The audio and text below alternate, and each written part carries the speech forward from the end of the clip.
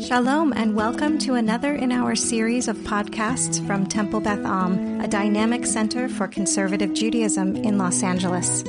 This is a recording of Rabbi Adam Kligfeld's weekly Rashi study class. Hello to anyone who's listening to this on the Temple Beth Am podcast series asynchronously. How's the sound compared to last week? Are we good over there, Larry Dayan? Fantastic. Fantastic. Okay. Last week was a bit of a debacle. Okay.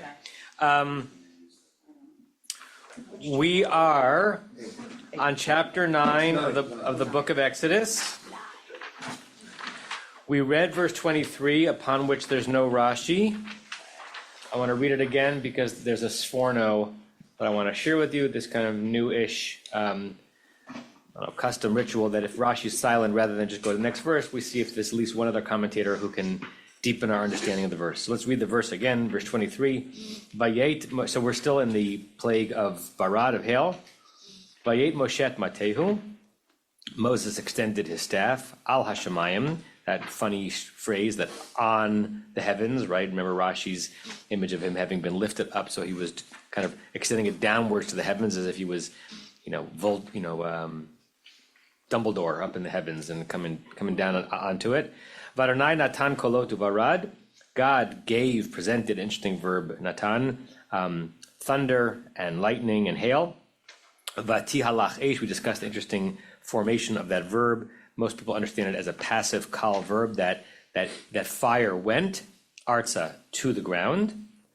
Vayamter Adonai barad al eretz Mitzrayim. And God rained down hail upon the land of Egypt. Okay, so that was the verse. Rashi had done a lot on the previous verse because the previous verse basically had said this was about to happen and then it happened. But he was quiet in this verse. Before we look at any commentators, anybody have any lingering questions or comments on that verse before I pull up a sforno? 23. No? Okay. We already covered that last week. Yeah, I was wondering if anyone had any lingering thoughts on it. Okay. So let's look at sforno. I'll put up on the screen. Okay. Elon, do your thing if you don't mind. So sforno comments on this notion of tihalach eish arza, that the fire went down to the ground. Look what he says. That's there in Hebrew and English. I'll read the Hebrew. Ki ha'avir hanilhav, there. And remember, he's 15th century or 16th century, so his understanding of like meteorological science is not what ours is, but he didn't know nothing. The air, hanilhav, that had been heated up, yarad la'aretz, came down to the ground. If you know a little bit about the atmosphere, what's strange about that? Hot air rises, right? So Sforno notices something going on here, that the fire came down. He knows enough to know that fire goes up. Right? That something which is hot goes high, something higher than that which is cold. Bechozek tnuat habarad, in the force of the movement of the hail. So he's imagining that how could it be that hot air came down? It's almost as if he imagines the hail pressing upon the air, right? Which is counter-natural, right? Habarad hamachbid alav, the hail that was being heavy upon it. That's the root kaved, heavy in the hifil. That was kind of weighing down. Thank you, weighing on it. Birito lamata, in its descent downward. So he's pointing out Rashi is going to say something a little bit similar in the next verse in terms of there being like miracles upon miracles or strangeness connected to strangeness, right? Just the notion of this overwhelming barad is strange, unexpected, hard to explain by natural forces in the realm of miracle. And Sforno notices that even within the barad, you have something that it shows God undoing the natural way of things. Natural way of things, yeah, hail goes down, fire goes up, right? Or heat goes up. And this plague, the heat and the hail came down at the same time. Okay, I thought that was worth sharing. Yes, Rachel, let's give Rachel a microphone. Let's give Rachel a microphone. This, to me, is just a super clear example of lightning. And how do we know? A little farther away from you. Okay, sorry. We how do we know? Sorry today. about that. My school teacher voice. Yeah. How do we know it's not lightning? that we're not talking about lightning in this verse, the fire that came down to earth? We don't. Sforno is choosing to read. Sforno is choosing to read kolot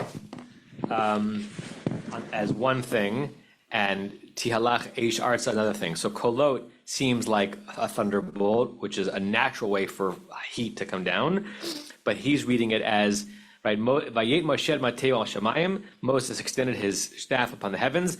Vadonai natan kolot varad. God brought down lightning and hail, and vatialech eish arsa, and somehow in addition to that, hot fire air was coming down to the ground. You could read vatihalech eish arsa as just an explanation of the kolot. He's choosing not to. What's that, Matt? Microphone. He's using microphone. Isn't kolot a reference to thunder? Yeah. Sure. Right? Do we know 100%? It's sound. Yeah. We don't know for sure, right? But yes, the kolot, the kolot is sound. Remember from the Exodus, from the Sinai moment, Vayar hakolot, right? That they saw the kolot. So there's either an explanation of the verse that says that this was some kind of a miraculous version of thunder you could hear, or kolot doesn't only mean thunder. Yeah, Sue, microphone. We have a word for thunder, so it doesn't. We have thunder. It's not that thunder hasn't happened before. We don't have a word in the Torah for thunder, so it doesn't say thunder. It doesn't say thunder. I'm sorry. Lightning. Lightning. I meant lightning everywhere you heard you heard lightning. I meant. We have a word for lightning, so it doesn't say lightning. It talks about these, fireballs. Yeah. Do we have a word for lightning that already appeared in the Torah? Barak? I'm not sure. I think. Not sure. It's the ongoing wonderful challenge of trying to figure out what words mean from the first source in which they appear, right? Or from the first extant source that appears, right? So we take the fully scholarly approach to this. We don't have a text in biblical Hebrew older than this, so we can't go backwards, right? This is the Ur text, and so yes, the way it's come down is that kolot seems like something which is auditory, and therefore it's something that you should be able to hear. But the Torah uses these, not necessarily use them interchangeably. We don't have 100% precision on what these nouns mean. I see Rick's hands up, and then I see Rebecca's hand up. Hi, just a question. Could we look up arad in your many dictionaries or kolot and see if that'll help with whether it's lightning or hail or thunder? Okay, so Rick wants us to look up the word in the dictionary.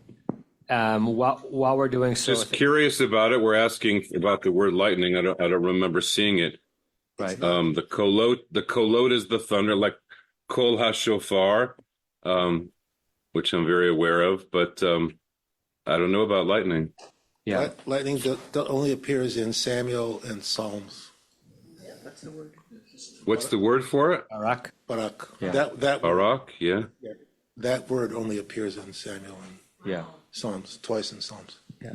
Right, and our image of the Sinai moment is an image of thunder and lightning, but not because it says that, right? It's from the phrase "Vayar et hakolot," that the people saw the kolot, and how do you try to understand seeing something that is auditory, right?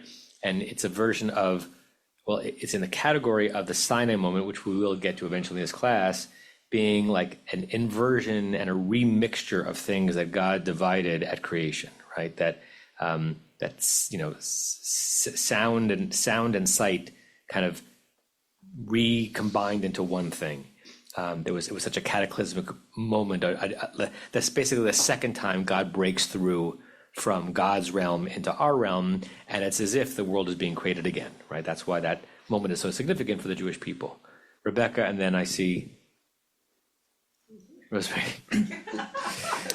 So in the previous verses 19 and 22, God says he's going to send hail, but then in verse 23, he adds two more elements to it. He sends thunder and hail and fire, which could be the lightning. So he's just, there's three different things, thunder, hail, and lightning, although he said only hail was coming. Yeah, we didn't have a preview as to all the things that are happening in verse 24. Verse 23, they're just there, even though God didn't say they were coming. Rosemary? As we are in miracles, probably the hail and the fire together, it's a sign of miracle, because if the fire comes on hail, hail is going to melt. So hold that thought till we get to Rashi's next verse. He's exactly right. So that's Rashi's version of Sforno's commentary, that there's something not only miraculous, but miraculously miraculous, or not just strange, unexpected, but strangely and unexpectedly unexpected. Very good. So Rashi's going to say that, but he says on the next verse. I wanted to show you one more commentary from verse 24, Hamek Davar. Let me pull it up. This is from the Netziv, Rabbi Neftali Tzvi Yehuda Berlin in Volozhin, late 19th. I think he lived into the early 20th century. He was, one of the great Rosh Yeshivas of the Lithuanian non-Hasidic yeshivot in Eastern Europe. He says two things. We're looking at the first one. Vayet Moshe et Matehu. I think someone hinted at this problem or this curiosity in the verse last week. I don't remember. Afal Gav, Sha'amar Hashem Yadcha. Even though God had said, your hand. What does he mean? Look at verse 22. It says, Vayomer Adonai al Moshe. God said to Moses, Natei et yadcha, extend your hand. Right? The specific instruction for this plague was extend your hand. So the Hamek Davar says, even though God had said, quote, your hand, velo hiskir hamateh, and at least in this verse, God did not say anything about a staff. Hevin Moshe. Moses understands God's informal talk. Shekach dat Hashem. That God said hand, but God really wanted staff. Sharei kfar amar Adonai Moshe. God had already said to Moses, Asher b'mateh hazeh yaseh et ha'otot eila. That it's through this staff that you're going to do these signs. Perush, netei yadcha b'mateh. Meaning, extend your hand with the staff. And even if God speaks in slightly clipped language and says, extend your hand, Moses and God are so close that Moses knows, no, this means staff. Ma she'ein kain, which is not the case, la Aharon, regarding Aaron, who tzrach Adonai lefaresh netei yadcha b'matecha. That every time God is speaking to Aaron in the 10 plagues, Aaron is close to God, but not as close to God as Moses, and God has to be explicit. Moses and God are speaking kind of inside language, right? They have a colloquialisms that they understand with each other. So it's an interesting, very, very close read. You could read this, by the way, the opposite. You could say this is showing how occasionally Moses doesn't do exactly what God asked him to do, which is going to happen later on with hands and things. That's where it came up last week, where we know with the rock, he's told to speak to it and he hits it. That shows a rebellious streak in Moses. Here, the Netziv is reading it as an intimacy, right? They know each other so well, they have pillow talk with each other. And God doesn't have to be explicitly clear as to what God wants. God knows that Moses knows that when God says this, God means that. I thought that was an interesting read as well. Matt, microphone. Just a last thought on the lightning question. Maybe in this 3 inches closer. Maybe in this ancient Hebrew that we're reading here, they didn't really have a word for lightning, because so the phenomenon of thunder and lightning was contained in one word. So that would indicate that the H here would refer to lightning, which can go down, right? Right, it does go down. It goes down, goes up. It's confusing to watch videos of it, but only goes down. It's electricity being Right. discharged from the atmosphere to the ground. exactly. So maybe my theory is they don't have a word to separate that phenomenon. Yeah, it could be. Joanna?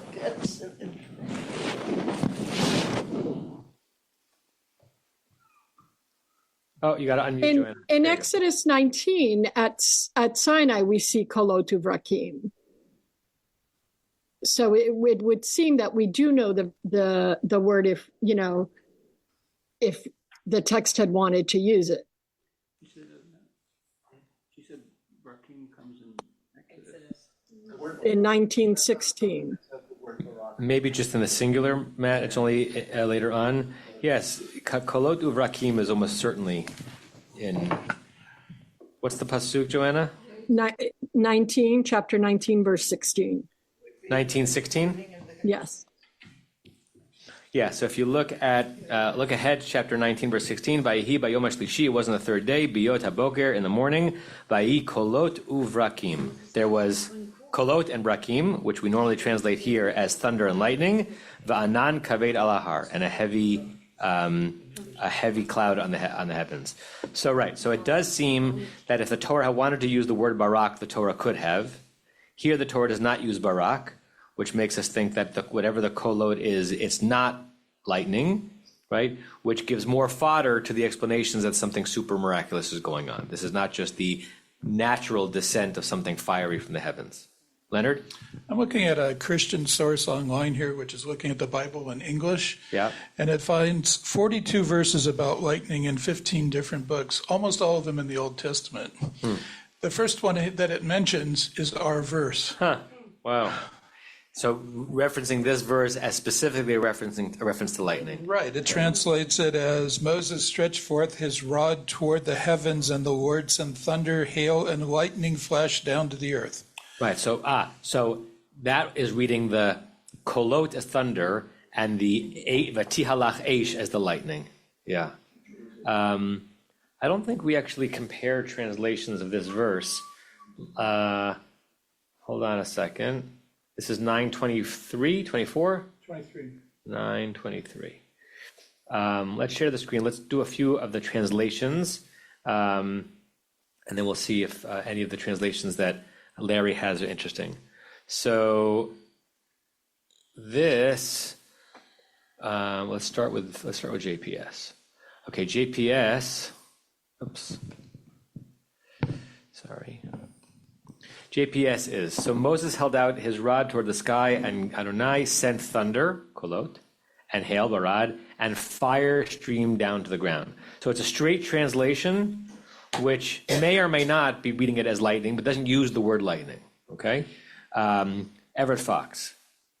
Moses stretched out his staff toward the heavens, and God gave forth thunder sounds. I like that, because he's using the word kolot, thunder sounds, great, and hail. And also fire went toward the earth. So it doesn't use the vocabulary word lightning, just translates vatialach eish arza. Korin. And Moshe stretched out his rod towards heaven, and the Lord sent thunder and hail. Okay, so literally translating kolot as thunder, and the fire ran down upon the ground. Larry, does R.A. Kaplan or Alter have any interesting translation of this verse? They do. Kaplan. Moses pointed his staff at the sky, and God caused it to thunder and hail, with lightning striking the ground. Interesting. So R.A. Kaplan reads as lightning, which means he would dispute some of these medieval commentaries who are reading this fire stuff as something doubly unnatural, right? Lightning is natural. Lightning being brought down at this exact moment is miraculous, but he's going to read against the double miraculousness of it. Yeah. Rick, I see your hand. Can I read you Alter? Please. And Moses stretched out his staff over the heavens, and the Lord let loose thunder and hail, and fire went along earthward. Yeah, very similar to other translations. And Alter actually has a commentary on it, which I don't think particularly helps us, but I'll read it if you want. Sure. I always like reading not particularly helpful comments. No, it's interesting, but I don't think it's directly to this point. The dramatic nature of this plague is another manifestation of the pattern of intensification. Instead of disaster welling up from the Nile or somehow coming through the air, it appears here as a direct and violent assault from above against the land of Egypt. In biblical poetry, as in its Canaanite antecedents, thunder and lightning are the characteristic weapons of the sky god. The raining down of celestial fire also sets up an elusive correspondence with the story of the destruction of Sodom. And then he comments on his, That's interesting. His translation. Right, just by what the sky looked like connects Egypt and its vile nature to the vileness of stone that had to be destroyed. That's very interesting. Keep going. And then his translation of went along earthward, he says, instead of the standard form for the Hebrew verb to go, telech, the writer uses a dialectic variant form, tehalach, rarely employed in the Bible and perhaps felt to be archaic as a kind of epic gesture. Went along earthward seeks to produce an equivalent strangeness of effect while replacing the rhyme of the Hebrew. That's like an intentionally odd use of that verb. Right. That's interesting, So right? Because in a sense, maybe emphasizing that it wasn't lightning, it was fire. yeah, great, right? So it's imagine in the language in the era of the Torah, when this kind of stilted Hebrew felt normal, this was an intentionally stilted use of a verb to show, something yet more out of the ordinary of this verse. Great. Hello. Rick, Renee, Stevie, Rebecca. Along those fiery lines, only because Joanna brought it up, but if you go back to chapter 19, there God rides the fire down. He's like the Silver Surfer. It's Asher Yarad Alav Adonai Ba'esh. So there he's actually coming down on the fire. What verse? 18. 19, 18? Chapter 19, 18. Yeah, a little bit farther from where we were. But there the fire is like an act, and then you have the Eshen HaKiv Shan. It's like the smoke of a furnace. But Asher Yarad Alav Adonai Ba'esh. Yeah. There, but not here. Very so Greek, very Greek gaudy. Yes. Over there, but not here. Yeah. Here he just sends it down, right? Renee and then Stevie. I just wanted to read you the Saperstein translation. Is Moses stretched out his staff toward heaven, and Hashem sent thunder and hail, and fire went earthward, and Hashem rained hail on the land of Egypt.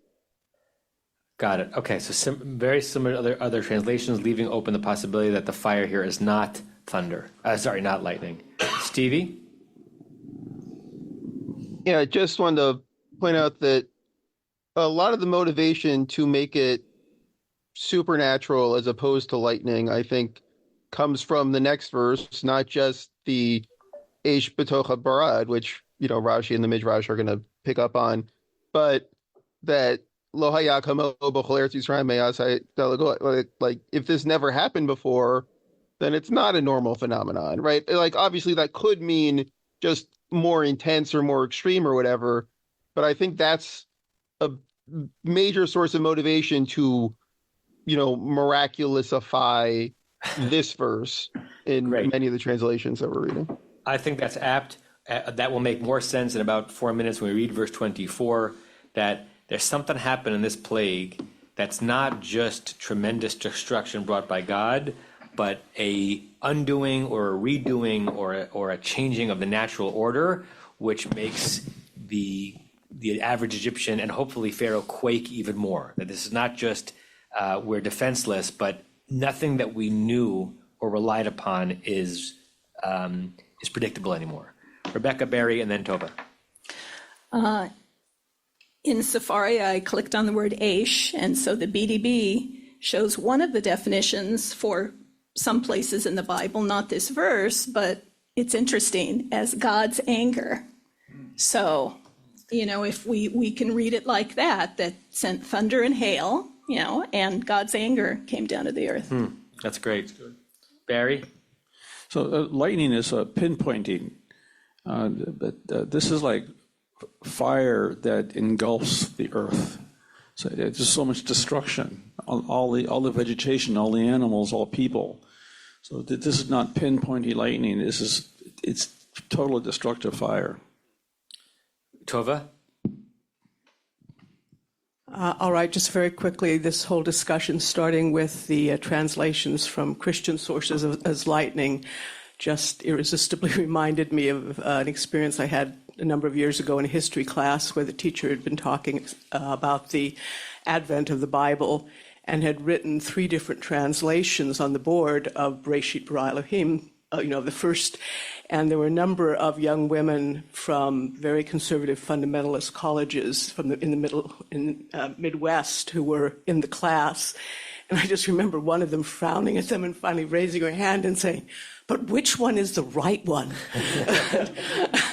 Yeah. Absent the midrashic tradition, there is like a feverishness to get the right answer. I'm sure I've told the story before, but since there are sufficiently new faces in the room, it permits me to tell it again. I don't know, my 2nd or 3rd year in the rabbinate, I went to a training in Minnesota with Peter Pitzeli, who was the founder of the form called Bibliodrama, where you create a in real time midrashic experience by placing characters into the story. And it was interfaith. It was interfaith bibliodrama training, because he was saying, a catechism teacher should be able to use this to, add texture and layers to his or her teaching of the Christian tradition, whether it's the New Testament or Old Testament, even though he came to it from the Jewish perspective. And I think it was like 2 to 1, the number of Christian students and Jewish students. The Jewish students, I and a few others, represented several different denominations of Judaism. There was an Orthodox day school teacher who came, which I thought was fascinating, a couple of Reform rabbis. We all had instant facility.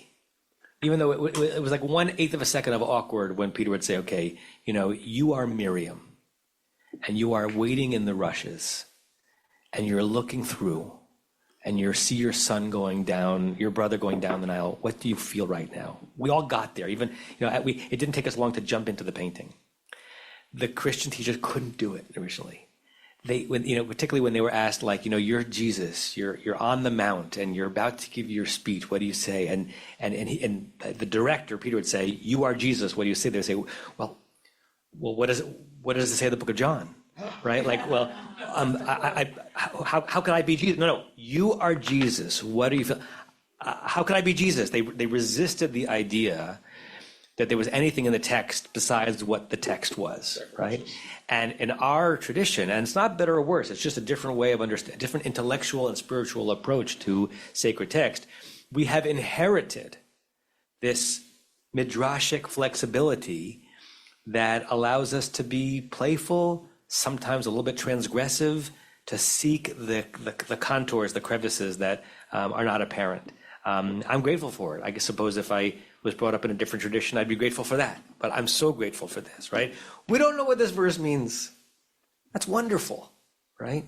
On some level, that's wonderful. It's a source of consternation, and we want to figure out how to live our Jewish lives as a result of it. We're a narrative, right? This entire class that I've been teaching for 23 years, it's all narrative, right? We're going to eventually get to laws, right? Not that far away. Parshat Mishpatim is not that far away from us, right? And that's going to be a very different experience, because a lot of the stuff that Rashi is going to bring is not from Midrash Agadah, right, expanding the stories, but Midrash Halacha, from which we derive Jewish law. That's going to be a very different set of conversations, hopefully equally interesting when we get there in a decade. That's what it's like, I should live so long. Amen. Amen. Let's see, how long is my contract for? Okay, Diane and Larry, was your hand up again? Yes, it was. So if we're done talking about lightning for a second, and we're about to transition to verse 24 and 25. Which we haven't read yet. Haven't read those yet. No, I know, we're transitioning. Okay. Well, but it's something that applies to all 3 of the verses. I don't know how people relate to the concept of hail. Hail. Hail. Barad. Okay. The barad part. In Michigan, we had hail. Well, go ahead. In Michigan, we had hail, and it was basically small pellets. But my sons and I had an experience in the Sinai in whatever year the Atlantic Olympics were, because I remember it was that year, where we were hiking in the Sinai with a Bedouin guide. It was very hot, very, very hot during all the days we were hiking, well into the 100s and above. All of a sudden, and the skies were clear as can be. All of a sudden, one day, clouds formed, and we had lightning and hail. And the hail wasn't the hail of pellets. It was literally the hail of what they call golf ball size and larger. So large that we actually feared for being injured, and we had to take shelter, which was hard to do at the time. And there was lightning coming through this large hail. Now, I don't know if that is typical in the Sinai and in Egypt and even in Israel, although I have been in a couple of other places where you get large hail. But I'm simply saying this, I think, is a natural phenomenon that's relatively common, but it's also very frightening. Yeah.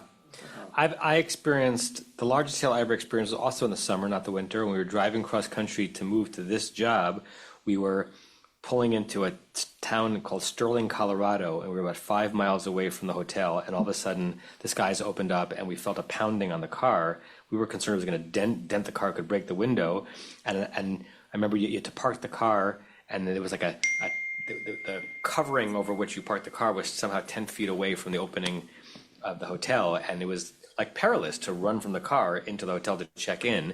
I'd never seen, we saw hail all the time in Connecticut growing up, but not like that. Not summer hail, not that big, such that you were concerned about it, smashing your head in. Yeah. You take that as a sign? Matt asked, did I take that as a sign? If I took it as a sign, I didn't listen to it. How about that? All right, let's read verse 24. Because that's the first, we're finally getting a new verse. Joel, I haven't heard from you today. Want to read? Vayhi barad va'esh mitlakachat betoch habarad kaved me'od asher lo haya kamohu b'chol eretz Mitzrayim me'az hayta legoy. Good. Most interesting word in the verse is? Goy. Okay, well, I was going to say mit lakachat, we'll leave it as a tegul. Let's try to translate. And there was hail and fire. So go ahead. What's mit lakachat? Well, what's the root? Lakach. Lakach, which means to take. So lehit lakeach. If you put lakach in the hitpael into reflexive, it's to take oneself. So there's a lot of questions here. Mit lakachat is it singular or plural? Singular. It's singular feminine. So whatever is doing the mit lakachating, it's a single feminine noun, right? Oh, so vayihi barad, comma, ve'esh mit lakachat b'toch barad. Something like that, right? Okay. Eish is a feminine noun, like the Eish Zara, the strange fire that Nadav and Avihu brought into the temple. It's Zara. Barad is masculine because it's Vayehi, not Vatehi. So exactly, and the trap helps you, right? Vayehi, Varad. So the hail was Ve'esh, and the fire, Milakachat Betoch Barad, was taking itself within the hail, something like that, right? But we still don't understand what it means, but we now understand what it means grammatically. Keep going. Kaved Me'od, very heavy. Asher lo haya, and there was nothing like it in the entire land of Egypt from the time it became a nation. Very good. Goy here is just a plain noun, right? There's nothing pejorative about this. The Torah didn't know of Goy as a pejorative. It's just the word for a nation. You could use the word you could use the word Goy, right? All right. Questions, comments on the verse? Matt, and then Ilan. I looked up the word mitlakachat in Morphix, which is an online dictionary. Yep. And it says caught fire. That the verb itself means catch fire? Yeah. Huh. It could be that became the meaning of it later because of this verse. Right. It also, mitlakech sounds to me like it's a reflexive gathering into itself or taking into itself. Taking to itself, yeah. Some kind of an admixture. Well, who else was hands up? Sue? Leonard? Ilan. But I want to look up a lakach in BDB while we're doing that. Okay, go ahead, Ilan. Yeah, I'm just curious as to why it's necessary to say from the time it became a nation. What's what's the significance of that? Why not just say it had never been in the entire land of Egypt? Is the implication that before it became a nation, they had seen it, or is there something else? Yeah, it's a good question, and the classic commentators are quiet on that. Rashi only comments on milakachat. This phrase me'az hayta lagoy, it almost, I don't know how to say this, it almost comes in as like Torah breaking from mythos into its own attempt at history, right? Like we know that the Egyptian people were, before they were this, they were something else, and describing an era that the Egyptian monarchy existed, and why it's there. We don't need it, right? The phrase "L'hayach hamoho b'chol eretz Mitzrayim" is enough to say that it's unique. And as Ilan says, do those last three words suggest that it doesn't make sense to say that the Torah was suggesting before Egypt was a nation, it did happen. It almost seems like an intensifier to explain how rare and unique this is. But why it's there, don't know. Good question.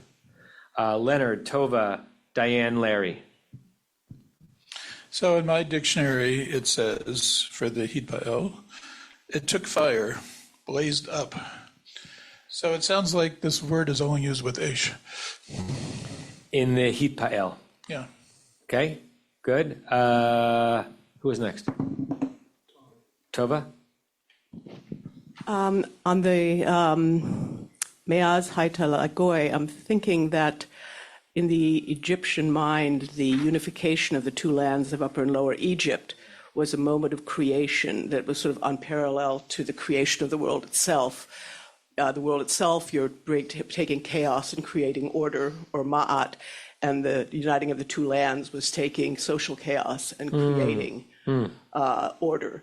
And so this is like saying this moment of these out of control, chaotic things happening was like before the uniting of the two lands. And so it's kind of bringing the chaos almost of creation together with social chaos. That's fascinating. Before we get to Larry David, I want to show you Larry Diane, and not Larry David. Larry David's not in our class. That would be interesting. That would. Just curb your.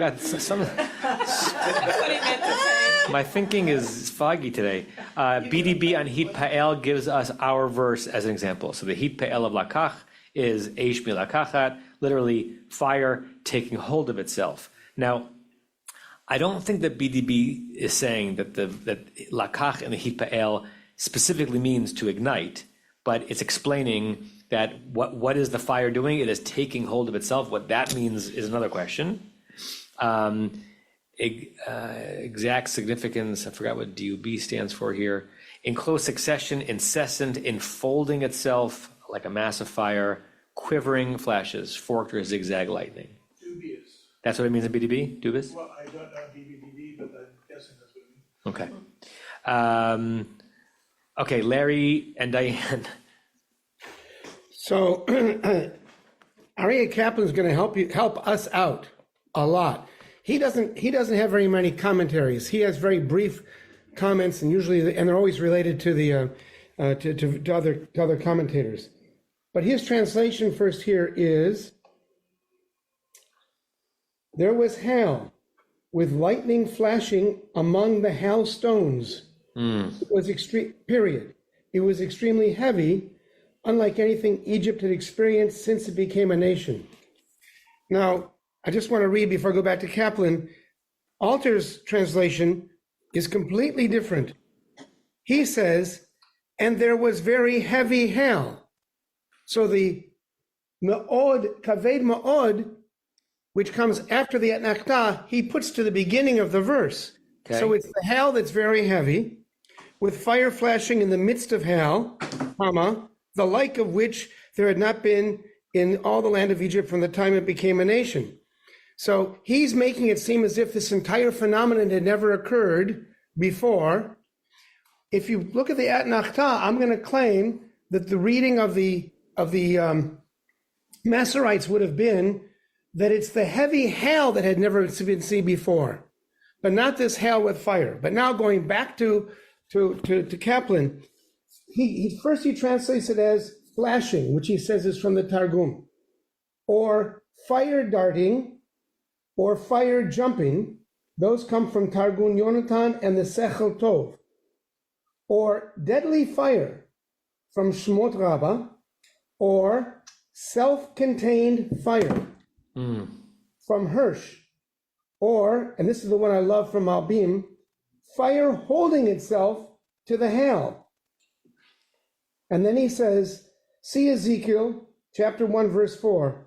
The expression can also be translated, lightning flashes in close succession, incessant fire, a mass of fire, or forked fire. Some say it denotes a meteor shower. His reference to the Targum of as being kind of flashing fire, look at the Onkelos, verse 24, V'hava barda ve'eshata, there was barad and eshata as fire, mishtal havat. So Onkelos takes the root lakach, which seems plain, just to take, and turns it and renders it in Aramaic using the word that means a flame, shalhevet, right? Mishtal. So it flamifies. It's using shalhevet as a verb, as a verbal idea. Mishtal hevet bego barda. It was flashing and torching within the barad. Since then, altar is basically reading the verse as if it's vayehi barad kaved ma'od, as you said, ve'esh milakacha betoch habarad asher lo hayakmo. And that whole combo, as you're saying, is what is completely unique. Yeah. Rick and then Barry, and then we're going to look at Rashi. Hi. On the trope, the Zakef Gadol on Ve'esh, it could have been a revia, just a directional, the fire coming down.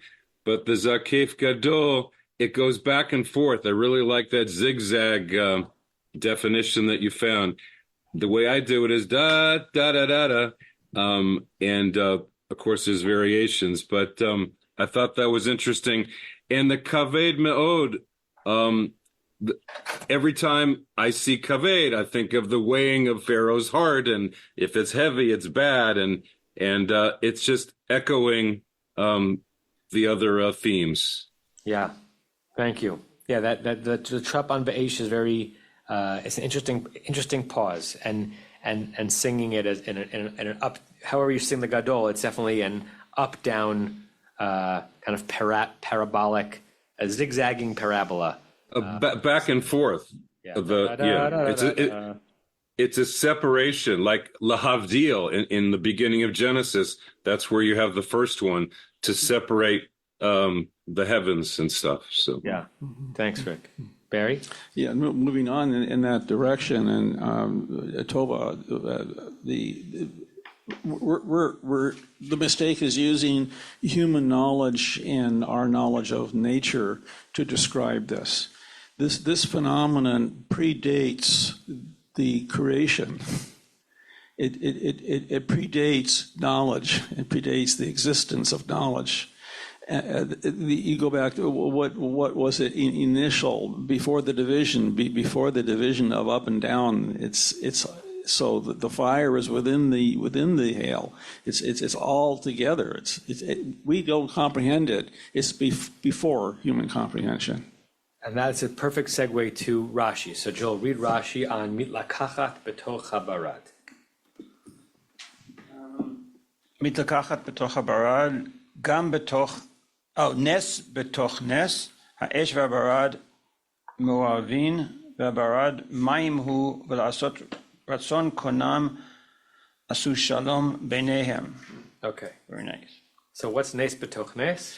A miracle within a miracle. So the first level of miracle is that God called for it to happen, and it happened exactly at the right moment and came down specifically on the people God wanted to destroy. The miracle within the miracle is what? Shaha'esh.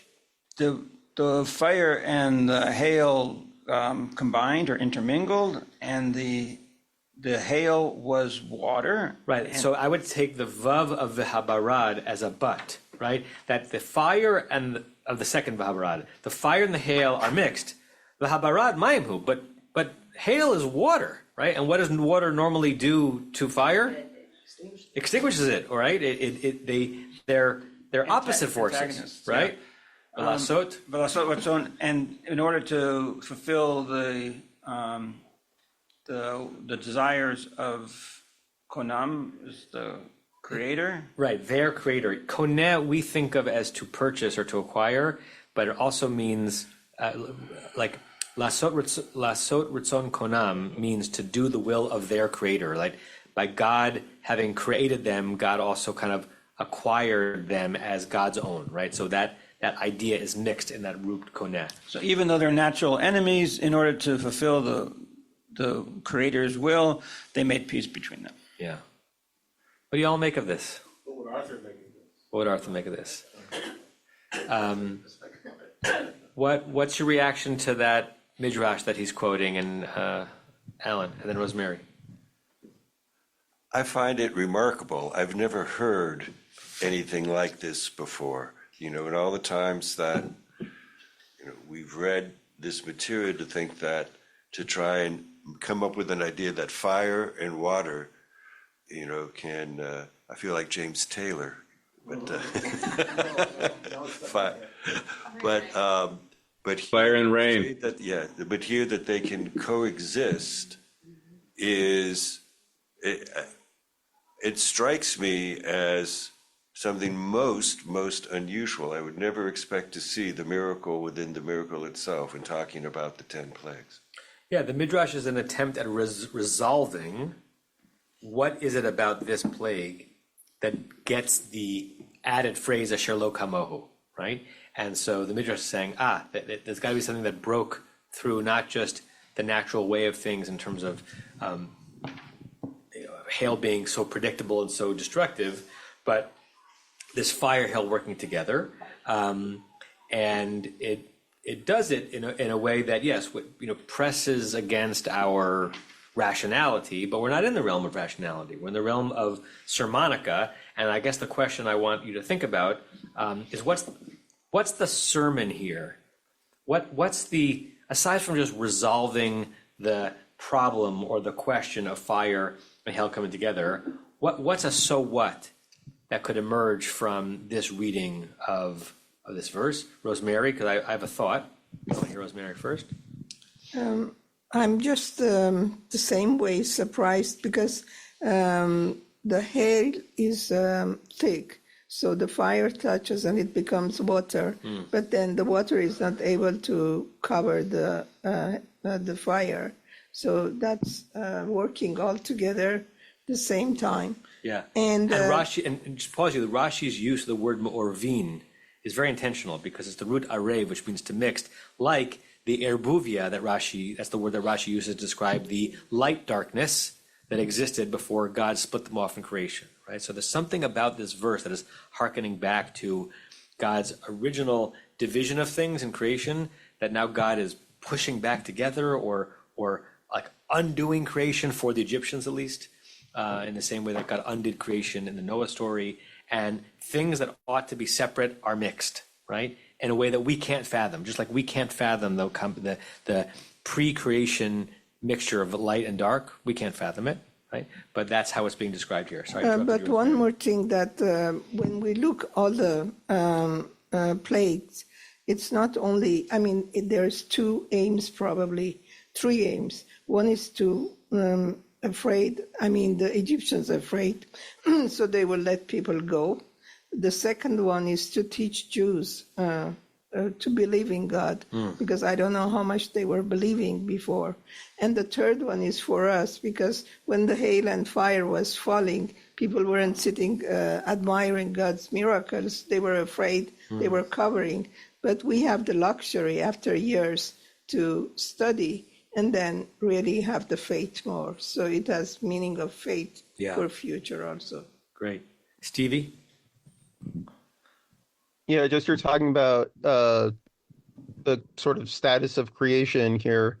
I just wanted to point out in verse 23 the difference between, right, Natan Kalotu Varad and Aish is like that.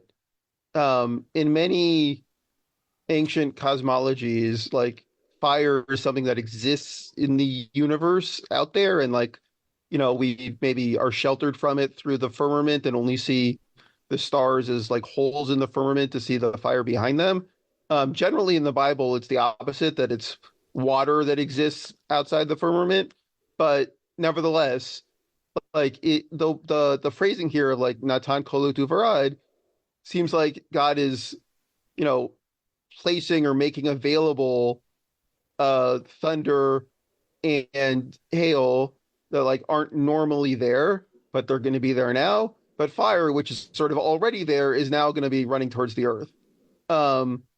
And that the sort of the primordialness or the preexistence of some sort of, fire in the abstract that's already out there in the cosmos seems to be part of the play in this episode. Yeah. Thank you, Stevie. What did people make of the last phrase that Rashi uses? So he describes that the barad and the eish were moravim, they're mixed together. But wait a second, barad is water, and we know that water normally extinguishes fire. V'lasot ratzon konam, in order to do the will of their creator, asu shalom beinehem. What do we think is that is not a throwaway line, right? For Rashi to say here that these two antagonists, enemies, if you will, in order to satisfy the will of their creator, made peace between them. What do you think that's doing sermonistically in this comment? I see 3 hands on Zoom, so I'll start with Diane Larry, then Rick, then Renee. So there's sort of an image of the, I guess, the end of days, the lion lying down with the lamb. So it seems in that regard sort of pre-messianic, although in the lion lying down with a lamb, it's like they're creating peace with each other here to create non-peace for the Egyptians.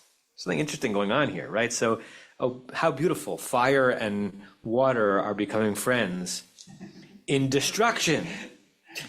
Right? Raining friendly, cooperative partnership havoc upon the Egyptians.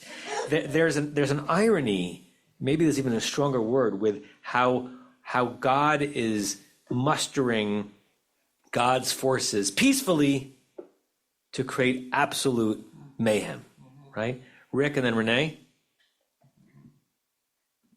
Yeah, hi. In my Silverman, after the piece one with the other, it shows Tanchuma and then comma Exodus Rabbah 12. So I thought that might enlighten us. I don't know. I just thought I'd let you know. Right. Exodus Rabbah 12. Rashi takes this from a midrash, correct. Right. But is there anything more there that would help us see what he means by peace? I don't know. There are just a question. Yeah, the longer original versions of the midrash, which we could look at. I'm wondering mostly how, like, what is the significance of Rashi using that phrase in Rashi's very clipped, terse presentation of words. Renee? I was going to say something along the lines of what you said. They each used the power that they had, not to extinguish themselves, but to become friends. Yeah. Listen, I don't know if this is too, modern and liberal in 20th, 21st centuries of me to impose back on Rashi and the Midrash before it, but is there some critique going on here that in order to eliminate or at least suppress a tremendous enemy of the Jewish people, like the heavens are modeling a coexistence, right? A moving from antagonism to partnership and peace. Or is it just trying to explain a verse? But the idea that these celestial battlers come together in order to teach this enemy a lesson, is it somehow supposed to show to the people down here, right? Fire and water can work together if they choose to give up on fighting each other. Yeah. Tova? Kind of a flip of that. My microphone. Oh, I'm sorry. Sort of a flip of that would be the suggestion that the very fact that this brutal antagonism exists is being mirrored in the natural world. Like there's a sort of a reciprocal reflection. Great. Right, so that is the exact opposite of that read. Right. I see Lara Diane, then we'll close with Rosemary. I like your interpretation a lot, but I'm going to take Rashi at face value. Rashi is saying to us, Nes b'toch nes. All of the makot were miracles, but in this one there was a miracle within a miracle, and the miracle was not that fire and water would want to coexist. I'm God.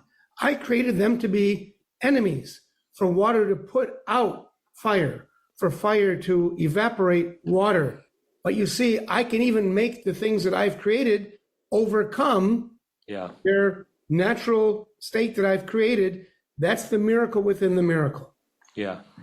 To be very, very hyper precise on Rashi, and I forgot exactly how the verbs work in the Midrash, Rashi's saying that they did it, not that God forced them to.